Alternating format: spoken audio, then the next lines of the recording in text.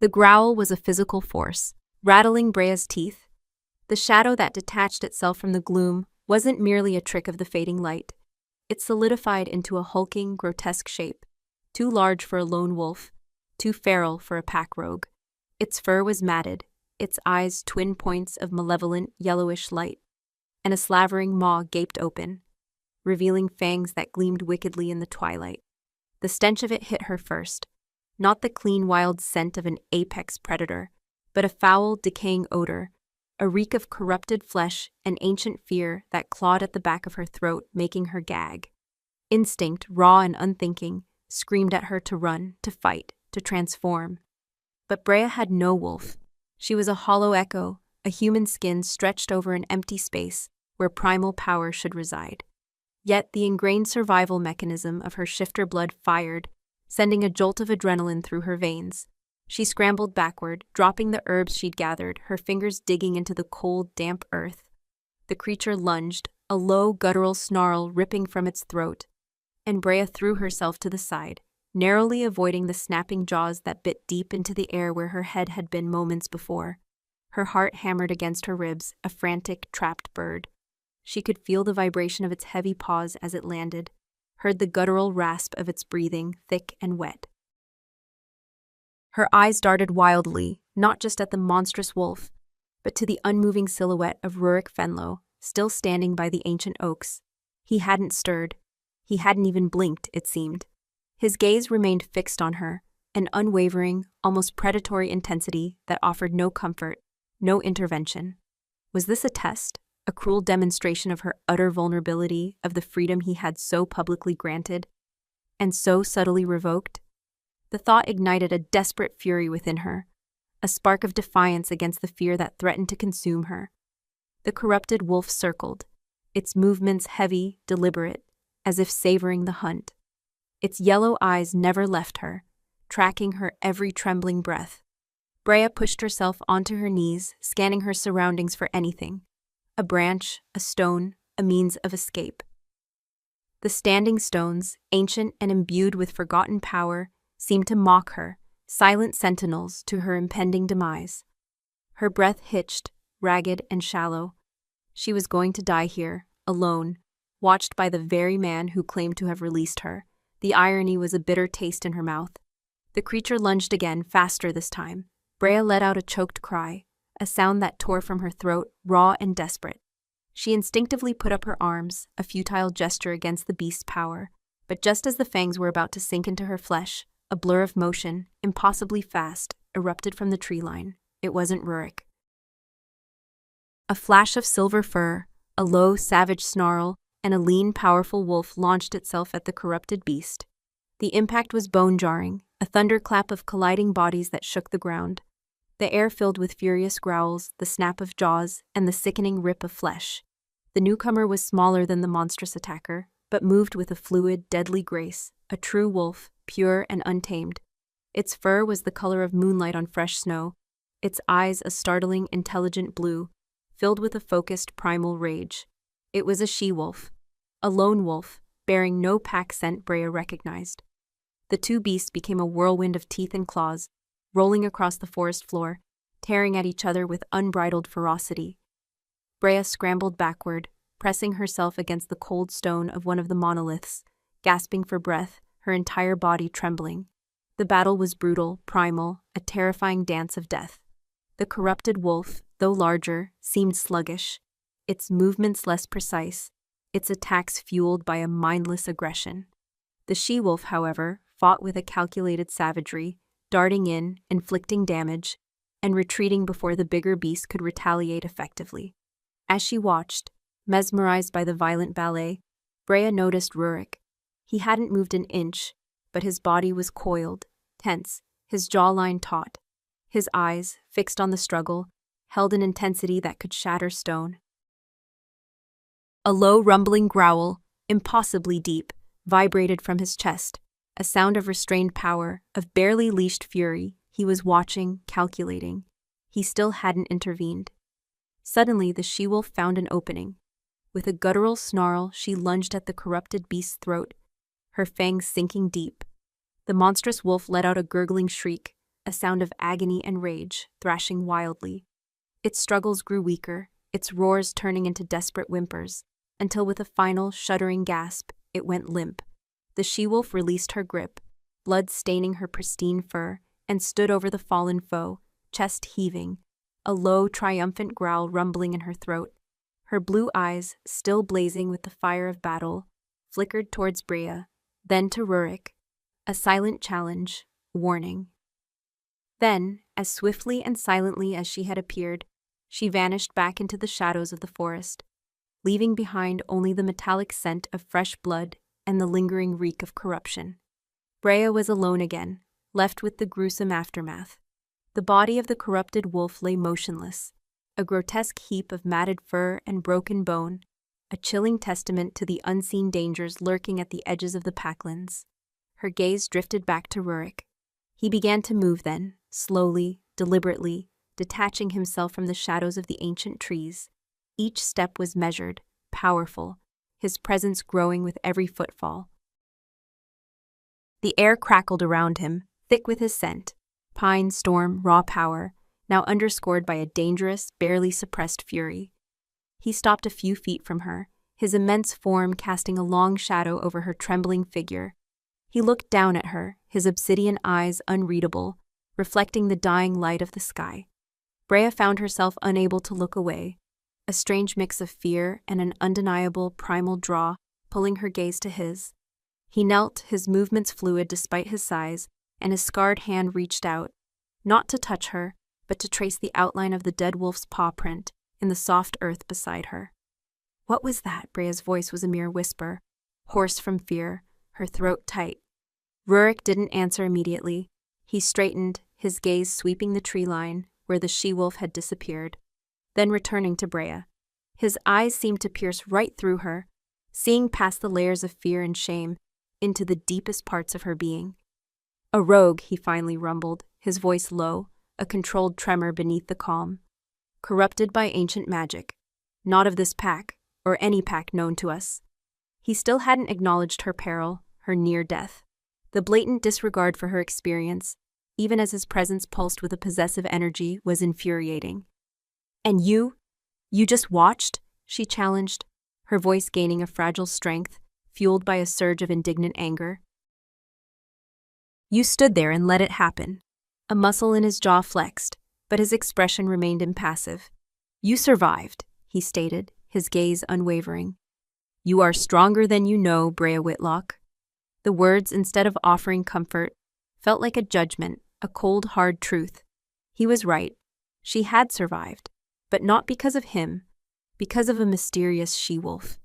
The humiliation of her wolflessness burned anew. He took another step closer, his shadow engulfing her entirely. His scent, intoxicating and dangerous, filled her senses, blurring the edges of her fear, stirring a latent recognition deep within her. He reached out again, this time his hand coming to rest, not on her, but on the standing stone beside her, his fingers brushing against the rough surface where she leaned.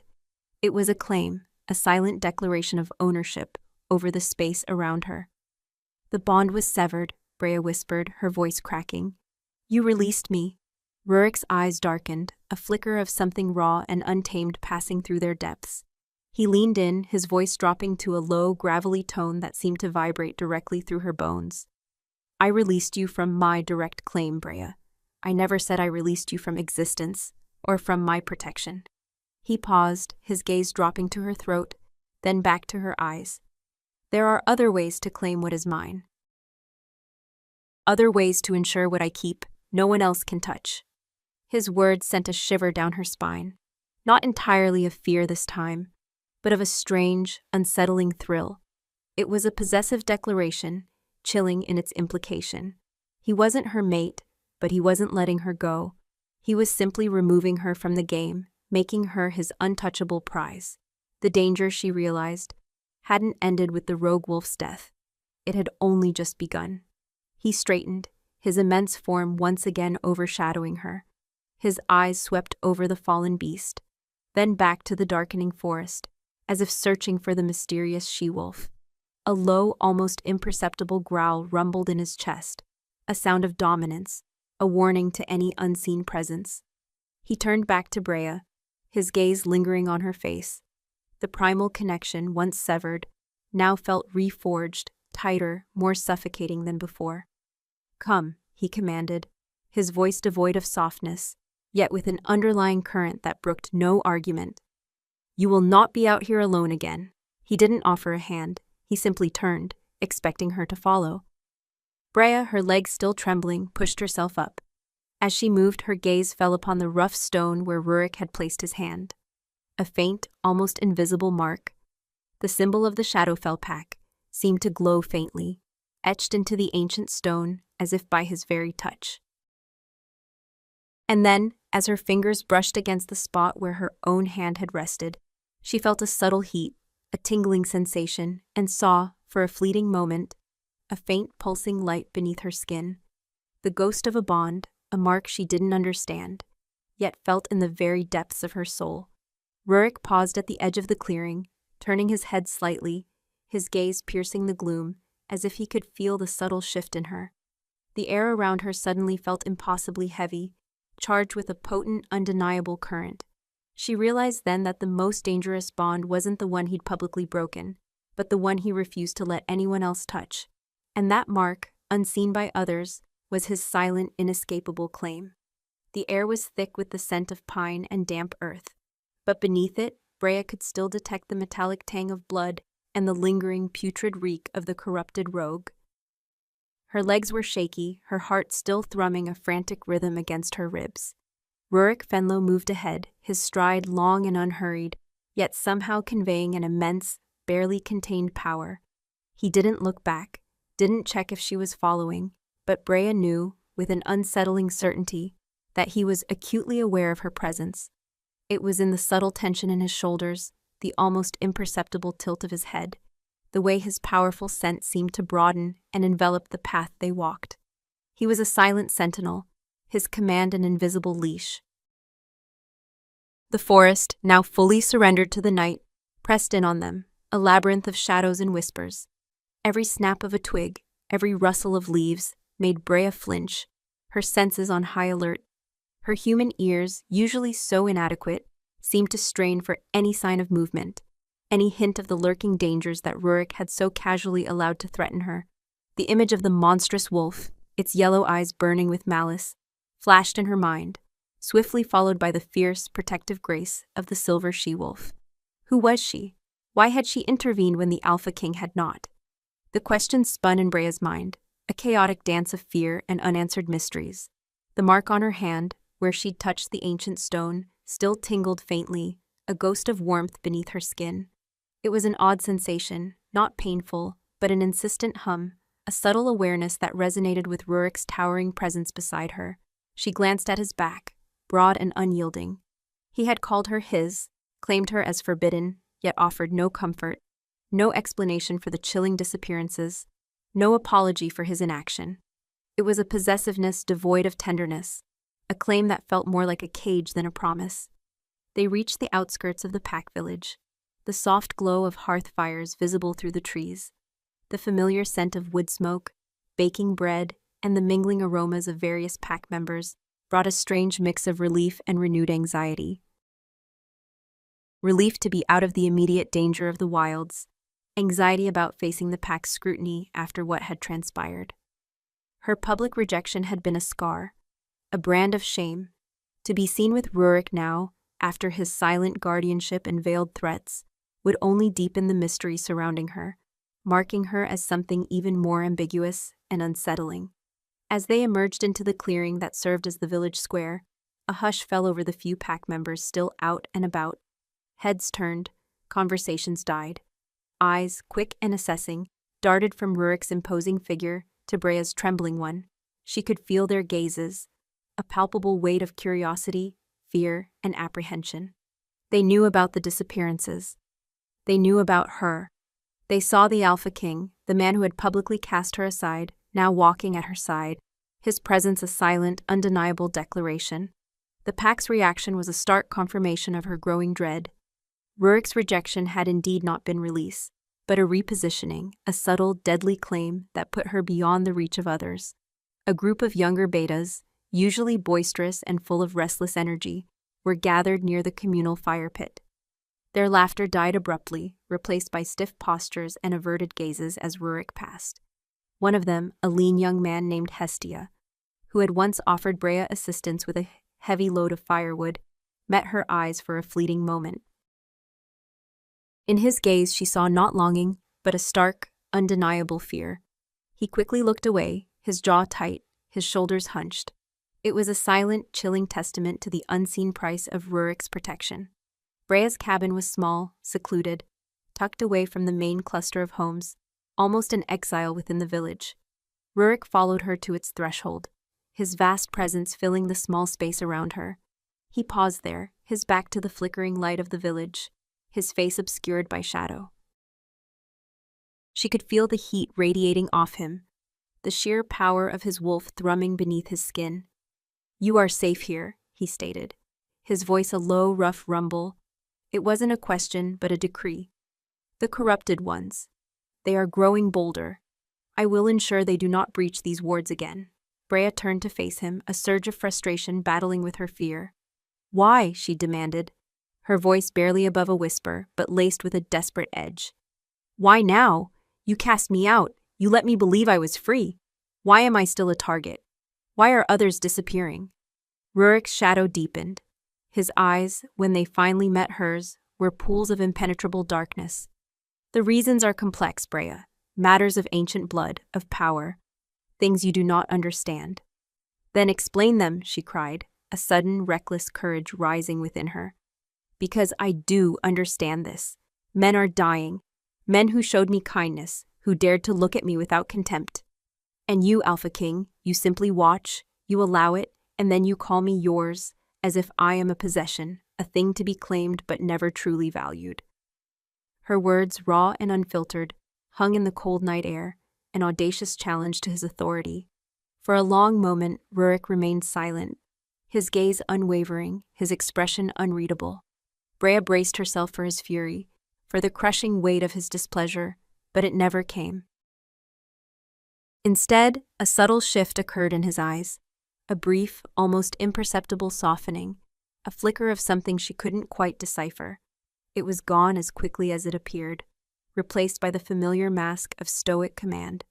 He took a single deliberate step closer, his hand reaching out, not towards her face, as she instinctively braced for, but towards the collar of her tunic.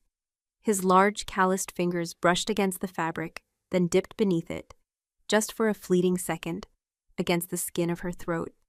A jolt, sharp and unexpected, coursed through Brea. It wasn't just physical.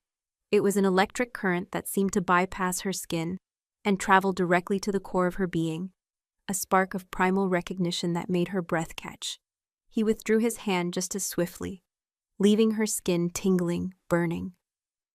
"You are not a possession, Brea," he said, his voice softer now, a deep resonance that vibrated through her.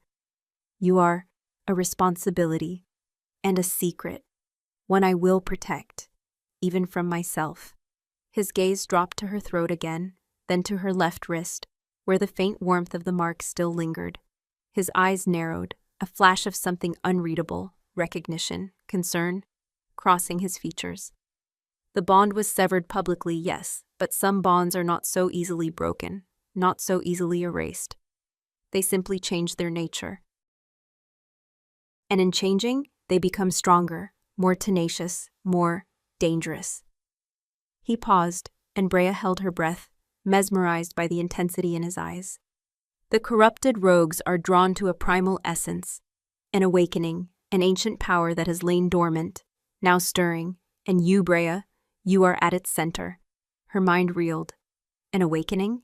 An ancient power? She was wolfless, barren, and omega. What power could she possibly possess? The shame of her perceived inadequacies warred with the chilling implication of his words. "But I have no wolf," she whispered, the old wound aching. "I am nothing."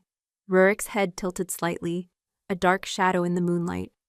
"Your wolf may be silent, Brea, but it is not absent. And its silence, its hidden nature, makes it even more potent. It is a mystery, and mysteries are often the most powerful lures." He paused, his gaze sweeping over her, a possessive scrutiny that left her feeling exposed, seen to her very soul. The others who showed you interest, they were not threats in themselves. They were merely distractions. Pathways for the corrupted to find you. I removed the pathways. The cold, brutal logic of his words struck Brea with horrifying clarity. He hadn't punished them out of spite, but out of a calculated, terrifying protectiveness. He hadn't wanted to hurt them. He had simply wanted to remove any connection they might inadvertently forge with her, severing them as he had severed himself, to keep her isolated, safe, and irrevocably his, albeit in this unspoken, terrifying way. You exiled Garrick, she accused, her voice trembling. You had Tobin killed. Fendrel vanished. Ruric's expression hardened, the brief flicker of something softer receding entirely. I do what is necessary to protect my pack. And what is mine? His voice was low, a dangerous growl. Their fates were their own. They chose to ignore the unspoken warnings, and the threat they posed, however unwitting, was too great. Brea stared at him, her chest heaving. The sheer audacity, the cold-blooded efficiency of his actions, horrified her. He was a king burdened by destiny, yes, but he was also a ruthless, calculating force, and she was caught in his web. The air around them grew heavy, charged with unspoken declarations.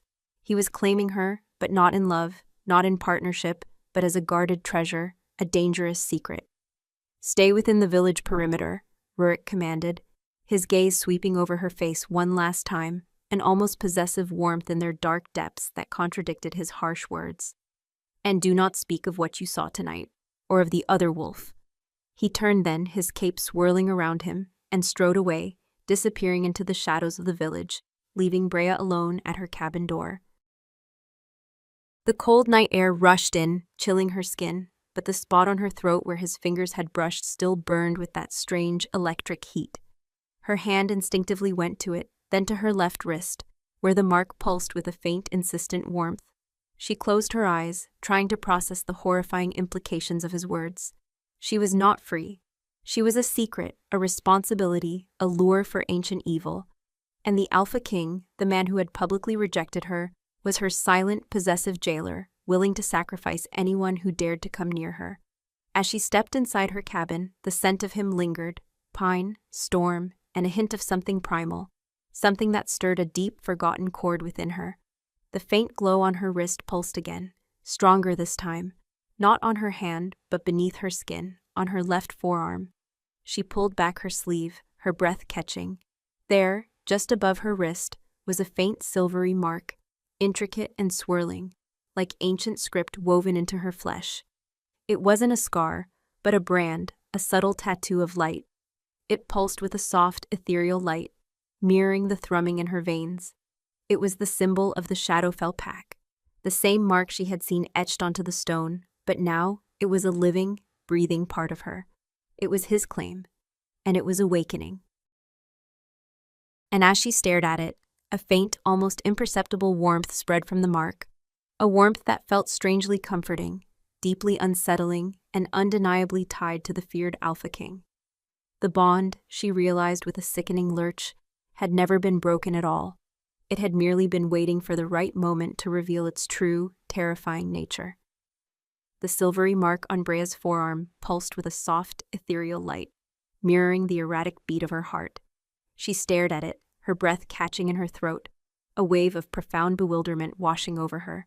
It was intricate, a swirl of ancient symbols that coalesced into the familiar, stylized wolf's head of the Shadowfell pack. But it wasn't merely an emblem, it felt alive, warm beneath her skin, a tangible connection to a power she had always been denied. How could this be?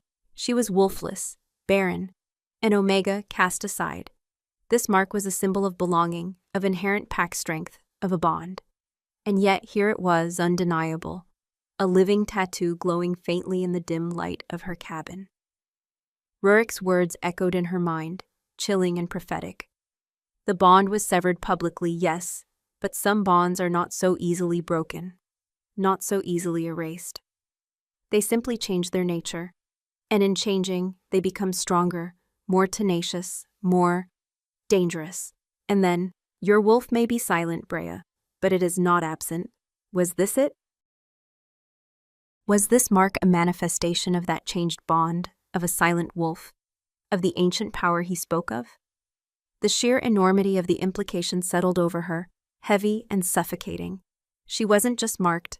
She was claimed, not by a mate, but by a destiny she couldn't comprehend, tethered to a king who was both her protector and her jailer. The following days bled into weeks, each one a torment of isolation and heightened awareness. The mark remained, a constant, subtle warmth on her forearm, sometimes flickering brighter, sometimes dimming to a barely perceptible glow.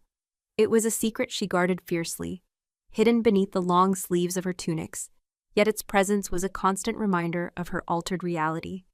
The pack's avoidance of her deepened. Children, usually curious and unafraid, would duck their heads and hurry away when she approached. Adults would avert their gazes, their shoulders stiff, their conversations abruptly dying. It was a silent, collective ostracization, not born of malice, but of fear. The Alpha King's unspoken claim, his deadly protection, had made her untouchable, a pariah. Her cabin, once a sanctuary, now felt like a gilded cage. She rarely ventured beyond the village perimeter, obeying Ruric's command, but also fearing the unknown dangers that lurked in the forest, and the known danger that watched from afar.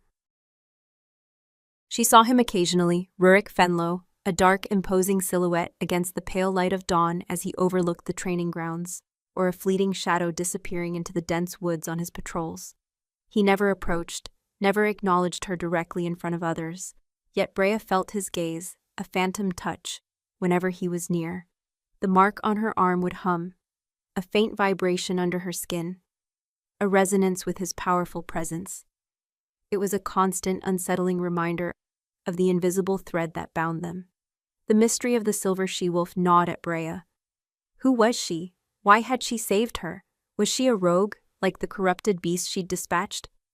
Or something else entirely? A flicker of hope, however faint, stirred within Brea that perhaps this wolf, too, was a protector, an ally against the unseen currents that now swept her life. She tried to glean information, subtly asking questions of the market vendors, but met only blank stares and hurried changes of subject. The pack was tight-lipped about anything that touched the Alpha King's domain or the growing darkness at their borders. One evening, driven by a desperate need for answers, Brea decided to risk a visit to Hestia, the pack's oldest shaman, a woman whose eyes held the wisdom of centuries. Hestia lived in a small, ancient dwelling on the quietest edge of the village, surrounded by hanging herbs and the scent of forgotten spells. Brea approached with trepidation, the fear of pack censure a cold knot in her stomach. Hestia's door was ajar, and a soft, earthy light spilled from within. Brea hesitated, then pushed it open. The air inside was warm, heavy with the scent of dried herbs, wood smoke, and something else, a faint metallic tang that sent a shiver down Brea's spine. Hestia sat by a small fire, stirring a steaming cauldron, her back to Brea. Her silver hair was braided, thick as rope, and cascaded down her back. "I knew you would come, little wolf," Hestia said, her voice raspy, ancient, without turning. The threads of fate, once tangled, become impossible to ignore. Brea froze. Little wolf. The words, meant for one with a spirit animal, felt like a cruel mockery. "I have no wolf, Hestia," Brea whispered, her voice tight with pain. "I am wolfless." Hestia slowly turned. Her eyes, milky with age, seemed to pierce through Brea's very soul. "The body may forget, child, but the spirit remembers. And the blood always remembers. What is hidden is not truly lost." Her gaze dropped unerringly to Brea's left forearm. "It stirs, does it not?" The mark of the shadow fell. A king's claim, not merely on the flesh, but on the very soul. Brea instinctively covered the mark, her face flushing. "What is it?" she pleaded. "Why now? Why me? And what does Ruric mean by ancient power?" Hestia sighed, a sound like dry leaves rustling. The Shadowfell Pack, Brea, is built upon ancient bloodlines, a powerful confluence of human and wolf, bound by oaths to protect this land. But there is a darker current too, a primal, chaotic magic that seeks to twist and corrupt that balance. It is drawn to strength, to potential, to the very essence of what makes us whole. And you, little one, carry a burden and a gift you do not yet comprehend. The shaman leaned forward, her voice dropping to a low, conspiratorial whisper. The rogue that attacked you, it was not merely a beast. It was a harbinger, a servant of the encroaching darkness. They seek to extinguish the true light, to corrupt the purest bonds, to sever the very heart of the pack. And your bond, Brea, however broken it seemed, is a focal point, a key. A key to what? Brea asked, her mind reeling, her head aching with the weight of these revelations. To the awakening, Hestia murmured, her eyes distant, as if seeing beyond the walls of her cabin. Your wolflessness. It is not a weakness, Brea. It is a veil, a protection, a unique state that allows a different kind of power to brew within you, a power tied to the land itself, to the ancient spirits. The corrupted ones wish to harness that power, or to destroy it before it blossoms. And Ruric? Hestia's gaze sharpened, meeting Brea's with an intensity that belied her age.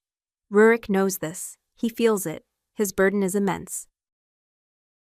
He chose to sever the public bond, to push you away, to make you appear undesirable, precisely because he knew that a public claim would make you an open target for this darkness. He hoped to hide your light in plain sight, to protect you by making you seem insignificant. A cold dread settled in Brea's stomach. Ruric's actions, once infuriating, now seemed born of a terrifying, self-sacrificing logic. He had taken on the mantle of villain to keep her safe. The shame he'd inflicted, the isolation she now endured, was a shield, but at what cost? And the men who had disappeared, were they truly just pathways he had removed, or had they become casualties of a war she hadn't even known she was fighting? The other wolf, Brea whispered, remembering the silver she-wolf. The one who saved me. Who was she? Hestia's gaze flickered, a strange mix of knowing and evasion. The forest has its own guardians, Brea, spirits of tooth and claw, ancient as the trees. They answer to a call deeper than pack law, older than kings. She paused, then added, almost as an afterthought. Or perhaps they answer to a bond that transcends all known forms. Suddenly, the air in the cabin shifted. The faint metallic tang intensified, sharp and acrid, like the corrupted rogue's scent. The warmth on Brea's forearm flared, the mark pulsing with an urgent, undeniable light. Hestia's eyes widened, a look of alarm replacing her serene wisdom. Danger, Hestia hissed, her voice sharp with warning. It senses you. The darkness is closer now. It seeks the mark, the awakening. You must go, Brea. Now. The door to Hestia's cabin creaked open, not from Brea's touch, but as if pulled by an unseen force. A gust of cold, foul-smelling air swept into the small room, extinguishing the fire with a soft hiss. Darkness descended, absolute and suffocating. Brea gasped, her heart leaping into her throat. She could feel a presence, cold and malevolent, just beyond the threshold. The mark on her arm burned, a beacon in the oppressive blackness, drawing the unseen threat directly to her. Just as a low, guttural growl, impossibly close, ripped through the air, vibrating through the very floorboards beneath her feet, Hestia's hand clamped onto Brea's arm, her grip surprisingly strong. Go, find him! Only his blood can shield you now, she urged, pushing Brea towards the back window, away from the unseen terror at the door. He holds the key to your wolf's awakening. Brea stumbled backward, disoriented by the sudden darkness and Hestia's desperate plea. His blood, she questioned, utterly confused. But there was no time for answers. The growl intensified, closer, right inside the cabin now, accompanied by the wet, rasping sound of heavy breathing.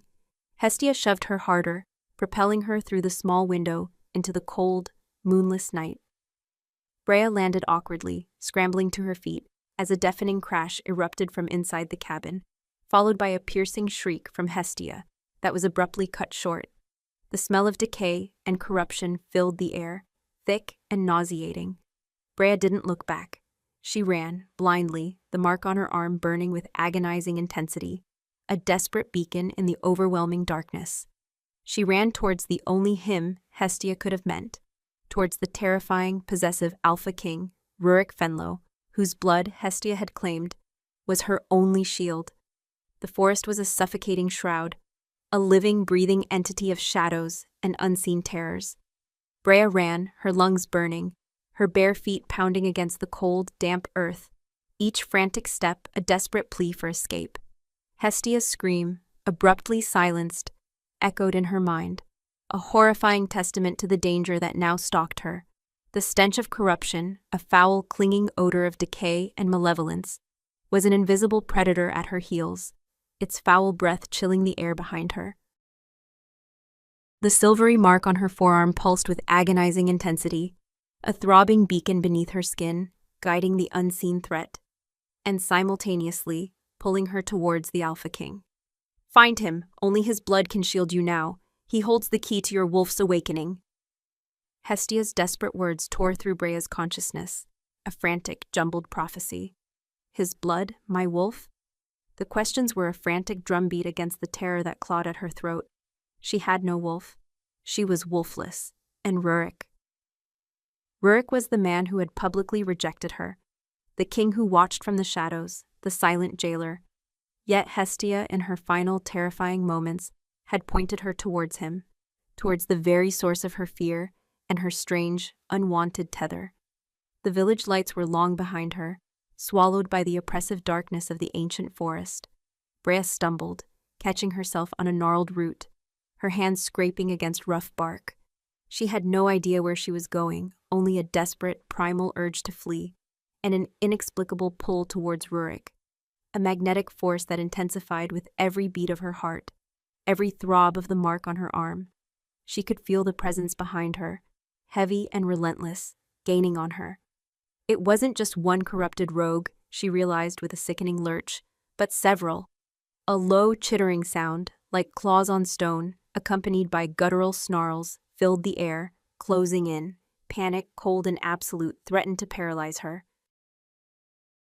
But then, through the veil of fear, a new scent broke through the foul reek of corruption.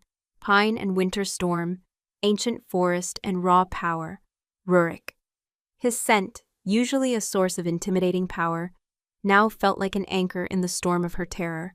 It was stronger, closer, and it was moving towards her. Brea! His voice, a deep, resonant roar, ripped through the night, cutting through the chittering and snarls of the corrupted rogues. It wasn't a call, but a command, a primal bellow of fury and warning that vibrated through the very trees.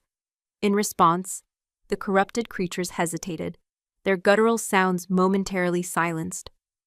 Suddenly, a massive form erupted from the shadows ahead, a blur of dark fur and raw power. It was Ruric, shifted into his wolf form. He was immense, a creature of myth, his fur the color of midnight, his eyes glowing with an incandescent golden light. He moved with a speed and ferocity that took Brea's breath away, a living embodiment of the storm and ancient forest his scent had always promised. He didn't come to her. He launched himself directly at the pursuing corrupted rogues. A whirlwind of snapping jaws and tearing claws. The forest exploded into a cacophony of growls, snarls, and the sickening sounds of battle. Ruric was a force unleashed, his movements precise and deadly, tearing through the corrupted beasts with a ruthless efficiency that was both terrifying and breathtaking. He was not just fighting, he was obliterating, his golden eyes blazing with a cold, righteous fury. Brea stumbled to a halt, hidden in the dense undergrowth, watching the brutal ballet of death unfold. The strength, the sheer untamed power of him, was overwhelming. This was the Alpha King, not merely a leader, but a primal force, a guardian born of the wild. He was protecting her, not with distance and calculated moves, but with his own raw strength, his teeth and claws. And in that moment, seeing him fight for her, a strange, undeniable warmth spread through Brea's chest, a warmth that resonated with the pulsating mark on her arm. It was a feeling she couldn't name, a primal recognition that bypassed fear and logic, reaching deep into the most ancient parts of her soul. Within minutes, it was over. The corrupted rogues lay broken and still, their foul scent slowly dissipating in the wake of Ruric's powerful presence. He stood over the last fallen beast, chest heaving, his dark fur matted with blood. Not his own, but that of his enemies. His golden eyes swept the clearing, searching, then finally locking onto Brea, hidden in the shadows. He didn't shift back immediately. Instead, he approached her in his wolf form, his steps slow and deliberate, his immense presence filling the clearing. The air vibrated with his power, a potent mix of dominance and a raw, protective intensity. He stopped just inches from her, his massive head lowering, his golden eyes burning into hers. She could feel the heat radiating from his fur, smell the musky scent of his wolf, the blood of his kills. It was terrifying, majestic, and utterly compelling. Then slowly, deliberately, he licked her scraped hand, his rough tongue a surprisingly gentle caress, against her abraded skin. The touch was electric, a jolt of pure, raw connection that sent shivers through Brea's entire body. The mark on her forearm flared, throbbing intensely, and she felt a strange, internal shift, a loosening, a stirring in her own dormant spirit. It was as if his touch, his essence, was waking something deep within her, something that had been asleep for 25 years. He drew back, his golden eyes still fixed on hers. Then, with a fluid grace that defied his size, he began to shift. Muscles rippled and contracted, bones reformed, fur receded, until Ruric Fenlo stood before her, naked and magnificent, his body sculpted from power and ancient lineage. His dark hair was wild, his eyes still held a lingering flicker of golden light. He was breathtaking, terrifying, and utterly masculine. He didn't move to cover himself. His gaze never left hers, an unspoken intensity passing between them. He reached out, his hand coming to rest on her cheek, his thumb brushing gently along her jawline. His touch was warm, possessive, yet exquisitely tender. "Brea," he rumbled, his voice still rough from his wolf, but softened with a profound emotion she couldn't quite name. "Are you harmed?" Brea shook her head, unable to speak, mesmerized by the primal intensity in his eyes, by the raw power of his presence. His skin was warm beneath her fingers, his scent intoxicating. The mark on her arm throbbed, resonating with his closeness, with the touch of his hand on her skin. "Hestia, she's gone," Brea finally whispered, the horror of it washing over her anew. "The corrupted ones. They got her. She told me to find you. She said only your blood could shield me, that you held the key to my wolf's awakening." Rurik's jaw tightened, a muscle flexing in his cheek. A flash of pain, raw and brief, crossed his features at the mention of Hestia, quickly replaced by a fierce resolve. He lowered his head, his forehead resting against hers, his breath warm against her lips. The intimacy of the gesture was staggering, a stark contrast to his usual cold distance. "She was right," he murmured, his voice a low, guttural confession that sent shivers down Brea's spine. "The Shadowfell Pack has a sacred ritual, Brea, a bond of true mates, a sharing of blood that awakens the dormant wolf, that links the human and the spirit, forging an unbreakable tether to the land and to each other. It is reserved for those whose wolves are slow to manifest, or whose spirits are unique." He pulled back slightly, his eyes searching hers, a vulnerability she had never seen before flickering in their golden depths. "It is a choice, Brea, a permanent claim. A bond beyond severance." His words hung in the air, heavy with implication. A choice, a permanent claim, a mate bond, not the rejection he had given her, but a complete and utter taking. His gaze dropped to her lips, then back to her eyes, filled with an ancient hunger, a possessive longing that made Brea's breath hitch. She was no longer just a responsibility, a secret. She was a potential mate, a partner in a ritual of awakening, in a bond that would forever tie her to him, to his pack, to her dormant wolf. "I need your consent, Brea," Ruric whispered, his voice thick with emotion, his gaze burning into hers. "To perform the ritual, to give you your wolf, to claim you fully and irrevocably as mine. It will protect you from the darkness, strengthen your spirit, and bind you to me in a way that no magic, no decree can ever break. But it is your choice." The weight of his words, the enormity of the decision, pressed in on Brea.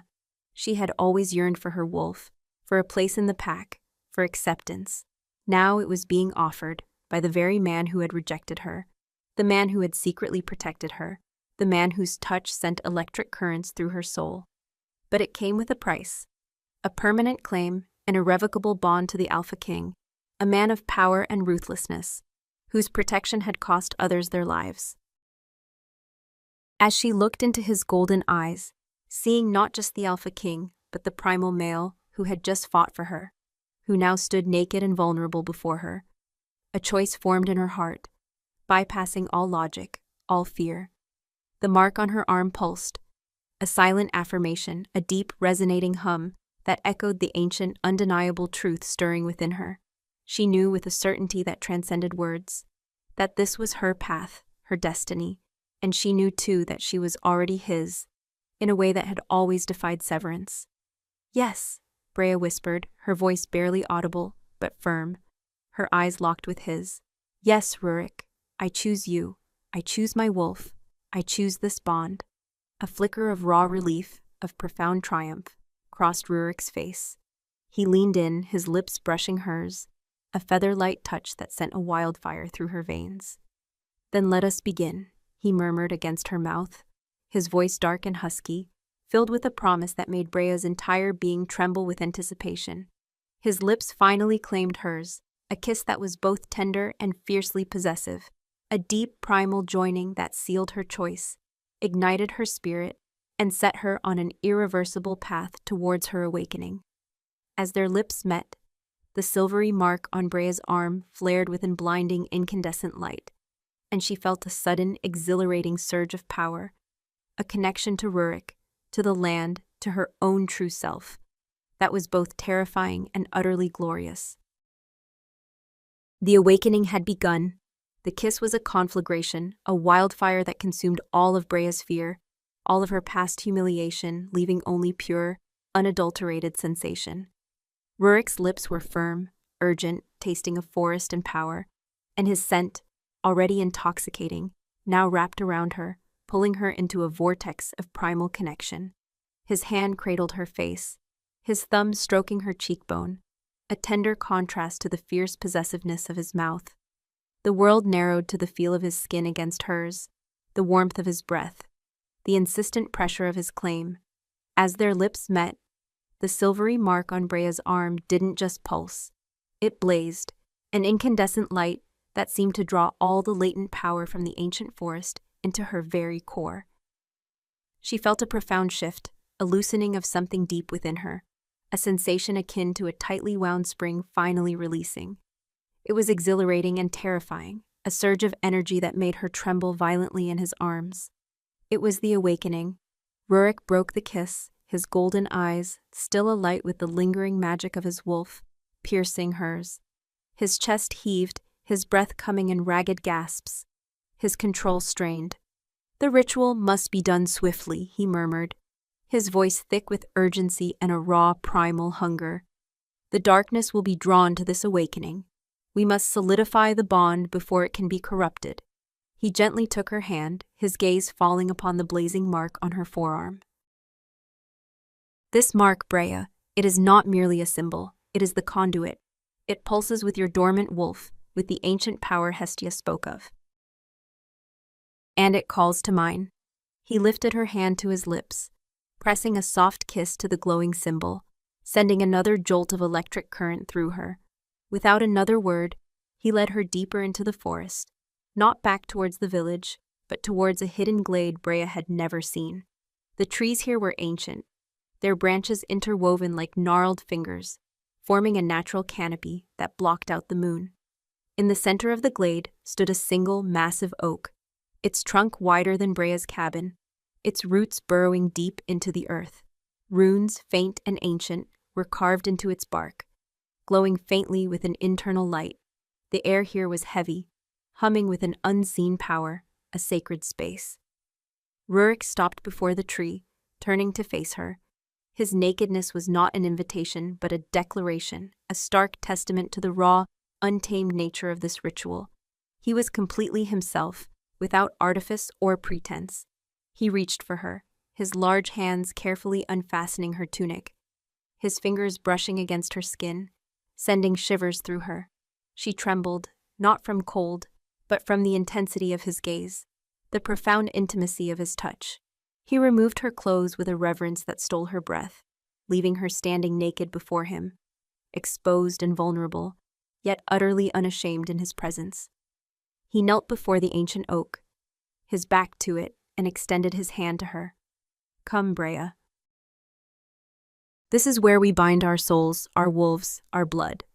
Brea hesitated for a moment, then took his hand. His skin was warm, vibrant with life. She knelt opposite him, her knees sinking into the soft moss. The air thrummed with ancient magic. The runes on the tree pulsed with a deep, resonant light, reflecting in Ruric's golden eyes. He held her left hand, the one bearing the glowing mark, gently in his. Then, with a swift, almost imperceptible movement, he bit into his own wrist, drawing a thin line of dark, rich blood. It welled up, potent and shimmering, smelling of deep earth and primal power. He held his bleeding wrist to her lips. "Drink, Brea," he commanded, his voice a low primal growl. "Drink and accept your wolf. Drink and claim your bond." Brea stared at the dark blood, a moment of visceral revulsion warring with a deep, inexplicable pull. This was not merely blood. It was his essence, his power, his very being. Taking it was a profound act of surrender and acceptance. But her fear was overshadowed by the fierce, insistent pulsing of the mark on her arm, by the desperate longing for her wolf, by the undeniable connection she felt to this powerful, complex man. She leaned forward, her lips brushing against his wrist, then against the warm, metallic taste of his blood. It was rich, earthy, like the ancient forest itself, imbued with a potent, raw energy that flooded her senses. She drank, a small, tentative sip, then a deeper swallow. As the blood entered her, it was as if 1,000 dormant cells within her woke, a cascade of dormant power, a roar of recognition from a place deep within her that had been silent for so long. The mark on her arm flared, blindingly bright, and she felt a sudden, exhilarating rush, a primal hunger, a fierce, untamed spirit rising within her. Her vision blurred, the forest around her seemed to spin, colors and shapes merging into a vibrant tapestry. She felt a profound connection to the earth beneath her, to the rustling leaves above, to the very breath of the wind. A growl, impossibly deep, rumbled in her chest, not from Ruric, but from her. It was a sound she had never made, a sound of pure, untamed wolf. Ruric watched her, his eyes blazing, a profound satisfaction in their depths. As she drank, he shifted his grip, his thumb finding the mark on her forearm, pressing down gently. A jolt, sharp and exquisite, shot through her, and Brea gasped, her eyes flying open. His gaze was intense, possessive, challenging. "Now, Brea," he rumbled, his voice thick with primal power. "Your turn to claim mine." He released her wrist, and then, with his own hand, he took hers, guiding her fingers to his neck, to the pulsing vein beneath his jaw. "Your mark, Brea. The first claim, the binding." His meaning was clear. She was to bite him, to draw his blood, to complete the circle, to seal the bond. Her hands trembled, her newly awakened senses overwhelmed by the scent of his skin, the beat of his heart against her fingertips, the sheer power radiating from him. The raw, untamed part of her, the wolf that was now roaring to life, recognized this as the ultimate act of claiming, of dominance and surrender intertwined. She leaned in, her gaze locked with his, seeing a fierce anticipation in his golden eyes. Her teeth, impossibly sharp, seemed to lengthen, an instinctive response to the primal urge that now surged through her. She bit, a quick, clean nip, just enough to break the skin, to draw a pearl of his rich, dark blood. The taste of it, mixed with the musky scent of his skin, was intoxicating, electrifying. As her fangs grazed his flesh, the mark on her arm flared once more, and this time, Brea felt it solidify, integrate, becoming a permanent part of her, a living symbol of her bond to Ruric, to her awakened wolf, to the Shadowfell. A shiver ran through Ruric, a low guttural growl rumbling in his chest, a sound of profound satisfaction and triumphant claim. He pulled her closer, his arms wrapping around her, pulling her against his naked chest. His skin was hot against hers, his heart thrumming a powerful rhythm beneath her ear. "It is done," he murmured, his voice husky, filled with an ancient power. "You are mine, Brea, and I, irrevocably, am yours. The bond is forged, in blood and spirit. No darkness can touch you now, not while I breathe." Brea clung to him, her body still trembling from the intensity of the ritual, from the overwhelming rush of her awakening. She could feel her wolf, a fierce protective presence stirring within her, a primal consciousness that now shared her mind. It was a sensation of profound wholeness, of belonging, of a power she had never dreamed possible. She was no longer wolfless, no longer barren, no longer an omega adrift.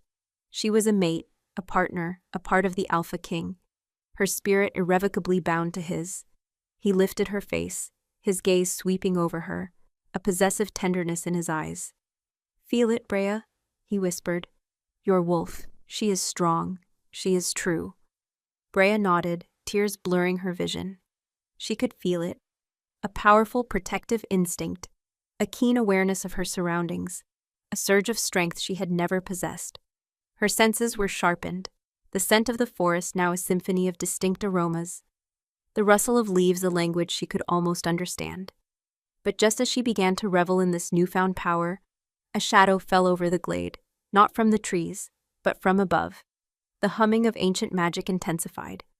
But this time, it was distorted, tainted by the same foul, decaying stench that had clung to the corrupted rogues. The runes on the ancient oak flickered wildly, then dimmed, their light struggling against an encroaching darkness. A cold, malevolent presence descended, pressing in on the glade, a crushing weight that stole the air from Brea's lungs. Ruric stiffened, his body tensing, his golden eyes blazing with renewed fury and alarm. He pulled Brea behind him, shielding her with his body, a low, guttural growl ripping from his throat. The forest went silent, utterly, terrifyingly still. "They found us," Ruric rasped, his voice tight with controlled rage. "The darkness has followed the awakening." A chorus of low, chittering sounds, accompanied by the wet, rasping breath of corrupted beasts, erupted from the shadows at the edge of the glade. This time, there were more of them, their yellow eyes glowing with malevolent triumph. They were not merely rogues, they were a legion, a tide of twisted ancient evil, drawn by the profound power of the mate bond, by the awakening of Brea's unique wolf. Ruric turned to face them, his form immense and powerful, a formidable barrier against the encroaching darkness. But even his immense power seemed to falter against the sheer number of the corrupted. Brea, her newly awakened wolf stirring fiercely within her, felt a surge of defiant power. She was no longer helpless. She was bound, she was claimed, and she was ready to fight.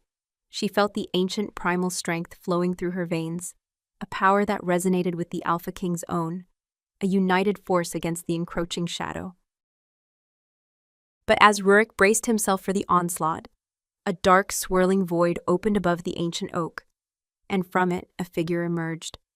Not a corrupted beast, but something far more sinister. A cloaked entity, its face obscured, its presence radiating an ancient, cold malice that made the very air crackle with malevolent energy. It was the source of the corruption, the true enemy, and its gaze, unseen yet undeniably felt, was fixed on Brea. The cloaked entity that descended from the swirling void above the ancient oak exuded a palpable aura of cold malice, a presence so ancient and malevolent it seemed to drain the very warmth from the glade. Its face was a shadowed void beneath its cowl, yet Brea felt its unseen gaze lock onto her, a chilling weight that pierced to her soul. This was not a creature of brute force like the corrupted rogues, but something far more insidious, a master of dark arts. The source of the insidious corruption that had plagued the Packlands. Ruric, his body coiled and tense, reacted instantly. He pulled Brea further behind him, his immense form a protective shield, a low guttural growl rumbling deep in his chest. His golden eyes, still blazing with the fire of his wolf, narrowed into slits of pure fury. The sheer number of corrupted rogues now swarming the edges of the glade was overwhelming, their chittering growls a discordant symphony of approaching death. But Ruric's attention remained fixed on the cloaked figure, recognizing it as the true architect of the encroaching darkness. "They seek to undo the bond," Ruric rasped, his voice tight, laced with a desperate urgency. "To corrupt your awakening, to claim the ancient power you now embody. Do not let them touch you, Brea, not for a moment." He didn't wait. With a primal roar that echoed through the glade, Ruric launched himself at the approaching tide of corrupted beasts. He was a force of nature unleashed, a whirlwind of dark fur, teeth, and claws, tearing through the rogues with a ferocious, unyielding power. He fought with a desperate savagery, his movements a blur of controlled violence, intent on clearing a path, on buying time. Brea, her newly awakened wolf stirring fiercely within her, watched in a terrifying mix of awe and dread. She could feel the connection to Ruric, a powerful, almost tangible thread of shared strength and primal intent. Her senses were heightened, the sounds of battle, the stench of corruption, the very pulse of the ancient glade, all amplified. Her heart hammered, not solely from fear, but from the raw, untamed power now coursing through her veins. Her wolf, silent for so long, now roared for release, for the chance to join the fray, to fight beside her mate. But Ruric's command echoed in her mind. Do not let them touch you. He was buying her time, but for what? The cloaked figure, seemingly unfazed by Ruric's onslaught, began to move, gliding through the chaos of battle towards Brea, with an unnerving, silent grace. It raised a hand, and the air around it crackled with dark energy. Shadows seemed to detach from the trees, swirling and coalescing into spectral forms, wisps of dark smoke that reached for Brea, their touch cold and suffocating. Brea instinctively recoiled, her wolf's instinct screaming danger. She remembered Hestia's final words. Only his blood can shield you now. But Ruric was engaged, fighting for their lives against an overwhelming tide. He couldn't shield her directly. She had to find her own defense. A surge of defiant power erupted from deep within her. The mark on her arm blazed, a shield of light against the encroaching shadows. She felt a connection, not just to Ruric, but to the ancient oak behind her, to the very earth beneath her feet. The dormant power Hestia spoke of, tied to the land, now pulsed with undeniable strength. She closed her eyes, focusing on the warmth of the mark, on the fierce, protective presence of her wolf. She thought of Ruric, of his strength, his courage, his unwavering protection, even in rejection. She felt the essence of his blood still thrumming in her veins, a potent source of power, and then she opened her eyes. Her vision had changed. The glade was no longer merely a collection of trees and shadows. She saw the intricate web of energy that connected everything, the ancient runes on the oak pulsing with green light, the faint shimmering threads of life in every leaf, the dark, insidious tendrils of malice emanating from the cloaked figure. She saw the spectral shadows as concentrations of corrupted energy, not physical beings. Her wolf snarled within her, a silent internal roar. She raised her left hand, the mark blazing, and focused her will, drawing upon the power of the land, upon the strength of her mate bond, upon the ancient magic now awakened within her. A wave of pure concentrated energy, shimmering with the same silvery light as her mark, erupted from her hand, slamming into the spectral shadows. They recoiled, shrieking, dissipating into wisps of smoke as the light touched them. The cloaked figure paused, its head tilting, an unseen expression of surprise emanating from its shadowed cowl. It had not expected this. Brea, the wolfless Omega, was fighting back, wielding a power it had sought to corrupt or destroy. The battle raged around her. Ruric, seeing Brea's newfound power, fought with renewed ferocity, his golden eyes blazing with pride and a fierce determination. He was cutting a swath through the corrupted rogues, moving closer, trying to reach her. The cloaked figure, recovering from its surprise, raised both hands. The ground beneath Brea's feet began to tremble, and gnarled roots, thick as serpents, erupted from the earth, twisting and writhing, reaching for her, attempting to ensnare her. The air grew colder, heavy with a suffocating pressure. Brea remained defiant. Her wolf roared, a surge of adrenaline and primal will. She felt the energy of the land, the ancient oak, flowing into her, strengthening her. She slammed her foot down, channeling her power, and the roots recoiled, shriveling and turning to ash. She was not just a conduit, she was a wielder. The cloaked figure shrieked, a sound of pure, unadulterated rage and frustration. It was a sound that tore through the glade, silencing even the battle for a moment. It abandoned its attack on Brea, turning its full, malevolent attention to Ruric. It had clearly underestimated the awakened mate, and now sought to eliminate the Alpha King, the stronger, more immediate threat to its plan. A bolt of pure shadow energy, black and corrosive, shot from its hands, striking Ruric mid-battle. The Alpha King roared, a sound of agony, as the darkness slammed into him, knocking him off his feet. He hit the ground hard, his powerful wolf form struggling, his golden eyes flickering, struggling against the corrupting force. The corrupted rogues, seeing their king fall, surged forward, their chittering growls turning into triumphant snarls. "Ruric!" Brea screamed, her heart clenching with a terror far greater than any she had felt for herself. Seeing him fall, seeing his power waver, ignited a fierce, protective fury within her, a primal rage she hadn't known she possessed. Her wolf howled, a desperate, mournful cry that ripped through her soul. She pushed herself forward, abandoning her defensive stance, her entire being focused on him. Her mark blazed, her hands glowing with silvery energy. She moved with an instinctive grace, a speed she didn't know she had, drawing upon the full force of her awakened power, fueled by her love for Ruric, by her desperate need to protect him. The cloaked figure turned back to her, its unseen gaze filled with contempt. It unleashed another wave of shadow tendrils, darker, more potent than before, aiming to consume her, to snuff out her defiant light.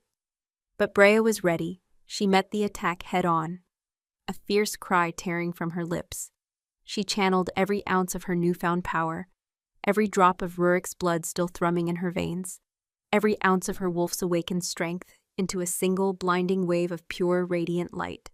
It erupted from her, a supernova of silver energy that slammed into the shadow tendrils, obliterating them instantly. The light pulsed outward, consuming the darkness, pushing back the corrupted rogues, making them shriek and recoil. It was a force of pure, untamed light, fueled by the deepest, most primal love and protection. The cloaked figure shrieked again, a sound of genuine pain and terror, as Brea's light engulfed it, ripping through its dark essence. It writhed, its form flickering, struggling against the overwhelming power that emanated from the newly awakened mate. Ruric, slowly pushing himself up, his eyes now blazing with renewed golden light, watched Brea. He saw not the wolfless Omega, but a goddess of light, a fierce, powerful queen, wielding a magic that surpassed even his own. A profound sense of awe, of pride, and of an ancient, undeniable love filled him. The cloaked figure, unable to withstand the pure, unadulterated power of Brea's light, let out a final, ear-splitting shriek, its form dissolving into wisps of dark smoke that were swiftly consumed by Brea's radiant energy. The corrupted rogues, leaderless and terrified, whimpered, turning to flee, scrambling back into the shadows of the forest, their foul stench finally retreating. Brea stood amidst the fading light, her chest heaving, her body trembling with the aftershocks of the immense power she had wielded. The mark on her arm still glowed, but with a softer, more stable light. She was exhausted, drained, but filled with an exhilarating sense of triumph and newfound strength. Her wolf was silent now, content, a powerful presence resting within her, a part of her, irrevocably and completely. She turned to Ruric, her heart overflowing. He had shifted back into his human form, his body bruised and battered but whole, his golden eyes fixed on her with an expression of profound adoration and reverence. He rose, walking towards her, his gaze never leaving hers. "Brea," he breathed, his voice husky with emotion. "My queen, my mate, you saved us all." He reached for her, his powerful arms wrapping around her, pulling her into a fierce, tender embrace. His lips found hers, a kiss of triumph, of love, of an unbreakable bond forged in the crucible of battle. The moon, now visible through the clearing canopy, cast its silvery light upon them, bathing them in a sacred glow. The glade was quiet again, the air cleansed of corruption, filled now with the scent of pine, earth, and the potent mingling aromas of two powerful, intertwined souls. Brea, held in Ruric's strong arms, knew then that her journey had led her not to freedom, but to a far greater destiny, a true claiming, a true belonging, and a fierce, undeniable power that had been waiting beneath the moonlight's veil, waiting for her to awaken. The battle was over, the darkness repelled, but the true test of their bond, of their combined strength, was yet to come. The Shadowfell pack had been saved, but the world beyond their borders still harbored dangers, and Brea knew, with a certainty, that her journey with Ruric, with her wolf, had only just begun. Their combined power would be needed again, for the shadows, though pushed back, were never truly vanquished. The aftermath of battle hung heavy in the air, a strange mix of lingering ozone from Brea's light and the acrid tang of vanquished corruption. Ruric held her close, his embrace fierce and possessive, a silent testament to their unbreakable bond. His lips on hers were a balm, a promise, a declaration that spoke deeper than any words. Brea, trembling from the immense power she had wielded, clung to him, feeling the steady beat of his heart against her chest, the solid strength of his body. Her wolf, now a vibrant, protective presence within her, purred, a low, contented hum that resonated with Ruric's own primal satisfaction.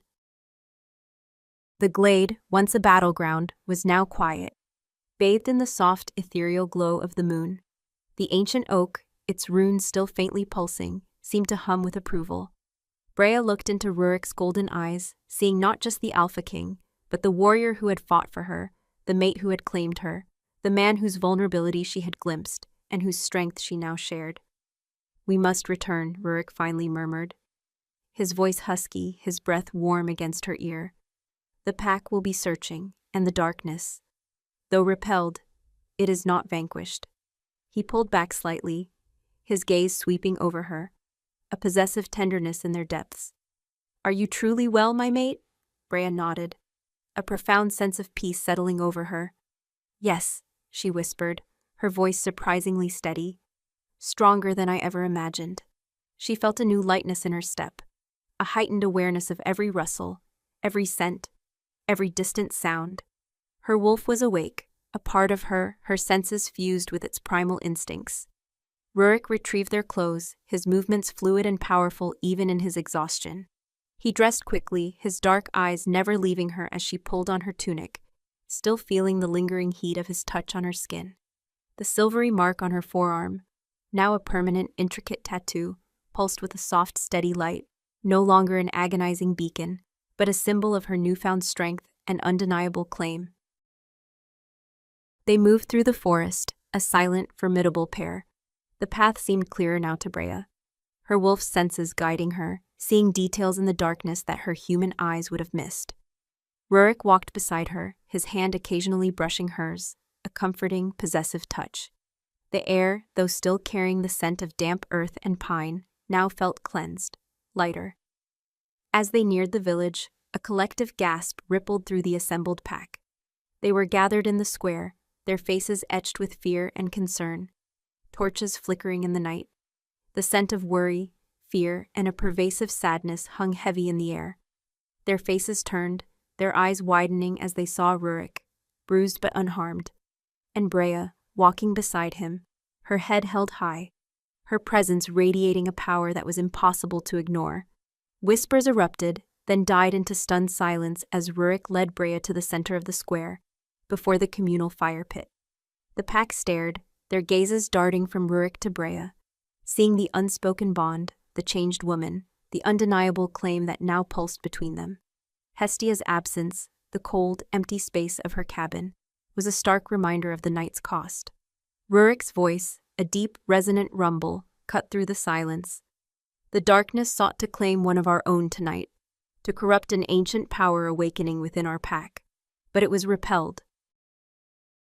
Our shaman, Hestia, paid the ultimate price protecting that awakening, protecting our future." A wave of grief rippled through the pack, low murmurs of sorrow echoing in the night. Ruric's gaze then settled on Brea, a profound tenderness in his golden eyes that astonished the assembled wolves. "Brea Whitlock," he declared, his voice ringing with authority and a fierce pride. Once cast aside, was tonight claimed by fate. Her silent wolf has awakened. Her dormant power, tied to the ancient spirits of this land, has blossomed. She is no longer wolfless, no longer merely an omega.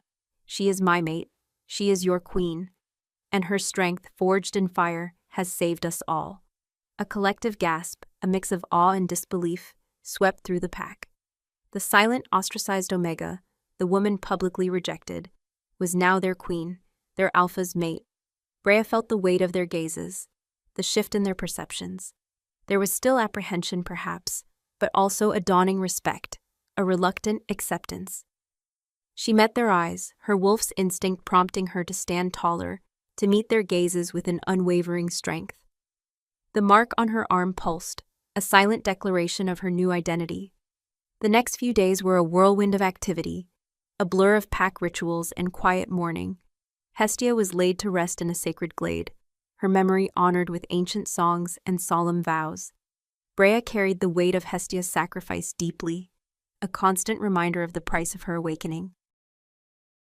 Ruric, ever the stoic leader, seemed to carry the grief in his bones, his jawline perpetually tight. Brea spent her days learning to harness her awakened wolf. The connection was seamless, exhilarating. She could feel the subtle shifts in the wind, hear the distant calls of the forest creatures, identify scents from miles away. Her speed and agility increased. Her strength bloomed. Ruric, with the patience she hadn't known he possessed, guided her, teaching her to shift, to control her newfound power. Their private moments were filled with an intimacy that transcended physical touch. They spoke of the pack, of the encroaching darkness, of Hestia's prophecies. Brea learned of Ruric's immense burden, the constant pressure of protecting his people, of making impossible choices. He revealed the ancient history of the Shadowfell, the constant battle against the forces of corruption, the reason he had chosen to reject her publicly, to hide her, to protect her unique essence from a foe he knew was drawn to power. He had truly loved her enough to push her away, to bear the weight of her perceived abandonment, all to keep her safe. This revelation shattered any lingering resentment, replacing it with a profound, aching love for him. One evening, as they stood by the river, Brea finally shifted for the first time. The transformation was breathtaking, a rush of power and primal instinct. Her fur was the color of moonlight on fresh snow, her eyes a startling, intelligent blue, the same color as the mysterious she-wolf who had saved her. A gasp tore from Ruric's throat. "The silver wolf," he breathed, his golden eyes wide with awe. "It was you, Brea. Your silent wolf protecting itself, protecting you even before the ritual. Hestia knew. She called you Little Wolf because she saw your true nature." The revelation sent a shiver down Brea's spine, a profound understanding settling within her. She had saved herself unknowingly. The powerful, protective she-wolf was indeed her, an aspect of her dormant power, fighting for survival. This meant her wolf had manifested, however subtly, long before Ruric's ritual, a testament to her unique strength. Their bond deepened, becoming an intricate dance of shared power and understanding. Ruric leaned on her, sought her counsel, honored her strength. Brea, in turn, found in him not just a mate, but a partner, a king who respected her, who loved her in a way that defied words. The pack, though still wary, began to accept her, seeing her strength, her wisdom, her unwavering loyalty to Ruric. But the peace was fragile. The shadows, though repelled, had not truly vanished. The lingering stench of corruption, though faint, occasionally tainted the wind. Brea's awakened senses often picked up faint traces of the cloaked entity's malice, an unseen ripple in the fabric of the forest. The knowledge that the true enemy, the master of the corrupted, was still out there, regrouping, planning, weighed heavily on them both. One night, Brea woke with a gasp, her wolf howling within her. She had seen a vision, a dark ritual, deep within the forbidden mountains beyond the Shadowfell lands, the cloaked figure standing over a glowing, pulsating orb of malevolent energy. It was creating something, drawing on a power far greater than the corrupted rogues they had faced. It was a new threat, a deeper darkness, aimed directly at the heart of their pack, at the very essence of their ancient bloodlines. She jolted upright, her heart pounding, her breath coming in ragged gasps. Ruric, stirred by her distress, was instantly awake, his hand already on the dagger beneath his pillow. "Brea, what is it?" he asked, his voice low, sharp with concern. Brea looked at him, her eyes wide with terror. The image of the orb, of the cloaked figure, burned into her mind. "The darkness," she whispered, her voice trembling. "It's not just rogues, Ruric. It's a greater power, a ritual. They are building something, a weapon, and it's coming for us. Coming for the heart of the Shadowfell." She clutched his arm, her gaze desperate. "It's coming for our blood, our combined power. It wants to twist it, to claim it for itself." The silvery mark on her arm pulsed, a warning, a beacon, drawing the imminent danger to them like a moth to a flame. The true battle, the ultimate confrontation, was not over. It was about to begin. The vision, stark and chilling, clung to Brea, even as the comforting warmth of Ruric's arms enveloped her. The pulsating orb, the cloaked figure, the sheer malevolence of the impending threat. It was not a nightmare, but a premonition, clear and urgent. The true battle, the one Hestia had hinted at, was upon them. They faced it together. The journey to the Forbidden Mountains was fraught with peril, a landscape twisted by dark magic. But Brea was no longer the trembling Omega. Her silver wolf, powerful and swift, moved with an instinct born of ancient forest and awakened spirit. Ruric, a formidable force in his midnight wolf form, was her shadow, her strength, her unwavering partner. Their bond, forged in blood and fire, was a beacon against the encroaching darkness. The final confrontation took place in a cavernous chamber, deep within the mountains, where the air thrummed with corrupt magic. The cloaked figure stood before a massive, pulsating orb, a grotesque heart of shadow and despair, siphoning the life force from the very earth. Twisted, monstrous creatures, far more powerful than the rogues they'd previously faced, guarded their master. Ruric roared, a sound of primal fury that shook the cavern walls, and launched himself into the fray, a whirlwind of teeth and claws. Brea, shifting seamlessly into her silver wolf, moved with breathtaking speed and grace, her blue eyes blazing with fierce determination. But it was not just brute strength they wielded. Brea's awakened power, the silvery light that could dispel darkness, became their most potent weapon. As Ruric tore through the corrupted guards, Brea focused on the cloaked figure.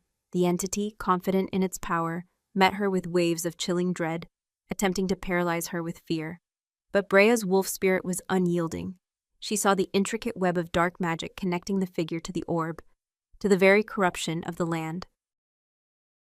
Channeling the power of the ancient earth, the essence of her mate bond, and the pure, untainted light within her, she unleashed a torrent of shimmering silver energy.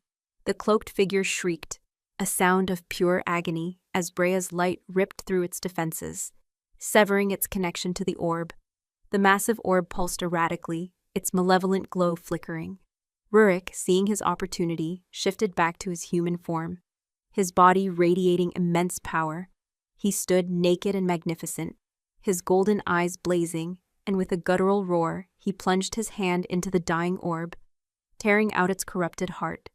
The cavern shuddered, the ground shaking as the orb imploded, releasing a final deafening shriek of vanquished evil. The darkness recoiled, retreating from the mountains, leaving behind a profound stillness. Ruric, his chest heaving, looked at Brea, who had shifted back, equally exhausted, equally triumphant. Their eyes met, and in that shared gaze was a profound understanding, a love that had moved mountains and banished shadows. They had saved their world. The journey back was one of quiet triumph. The land, once blighted, seemed to breathe a sigh of relief, its vibrancy slowly returning. The pack welcomed them with a reverence that brought tears to Brea's eyes. No longer was she the marked Omega. She was their queen, their savior, the silver wolf who walked beside their king. In the months that followed, the Shadowfell pack began to heal. The lingering fear that had permeated their lives slowly dissipated, replaced by a renewed sense of hope and security. Brea, with Ruric by her side, became an integral part of their leadership. Her unique connection to the ancient spirits of the land, her intuitive understanding of the subtle currents of magic, proved invaluable. She brought a wisdom and compassion that tempered Ruric's formidable strength, creating a balance that resonated throughout the pack. The disappearances, a chilling testament to the cloaked figure's early influence, ceased entirely. There was no longer a need for Ruric's brutal, silent protection. The pathways were gone, the lure extinguished, the ancient power within Brea, now a shield, not a beacon for malevolence. They mourned those lost.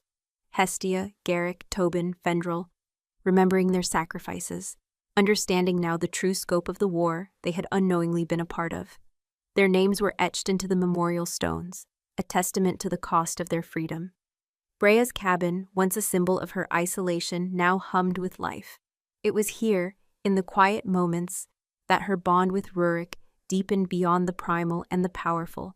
into something exquisitely tender and profoundly intimate. He no longer kept his distance, no longer hid his emotions behind a stoic mask. His large hands, once reserved for command, now sought hers, his touch a language of love and unwavering devotion.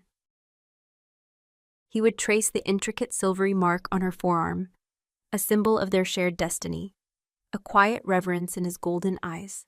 One crisp autumn evening, as the first stars began to pepper the twilight sky, Ruric found Brea by the ancient oak in the glade where their bond had been forged.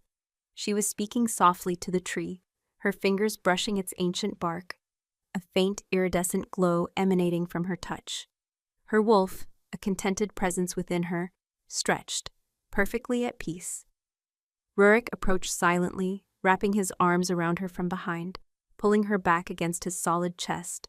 His chin rested on her shoulder, his lips brushing her temple.